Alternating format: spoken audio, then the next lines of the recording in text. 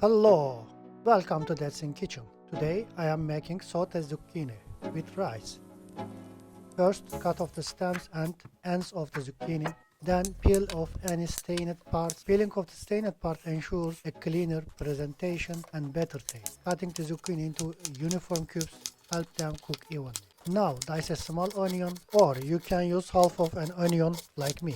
A small one will be enough for this recipe.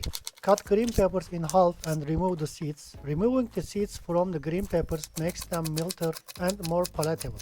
Add 5 tablespoons of olive oil. I usually prefer olive oil for vegetables, but you can use any vegetable oil you have on hand.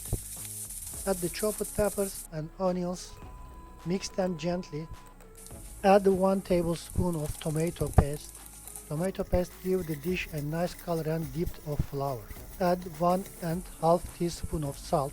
Adding just the right amount of salt brings out to the natural flavors of the ingredients. Now add the zucchini. Pour in 1 cup of water. Water helps to cook the rice and zucchini together perfectly. And add 2 tablespoons of rice. Cook it on low heat for 30 minutes. I like the cooking on low heat. It ensures that the flavors melt together beautifully. Checking the tenderness of the zucchini with a fork is a simple way to know it's done. A delicious dinner is ready. This dish is not only healthy but also incredibly tasty.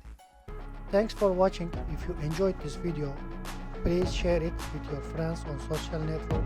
See you next time on That's in Kitchen.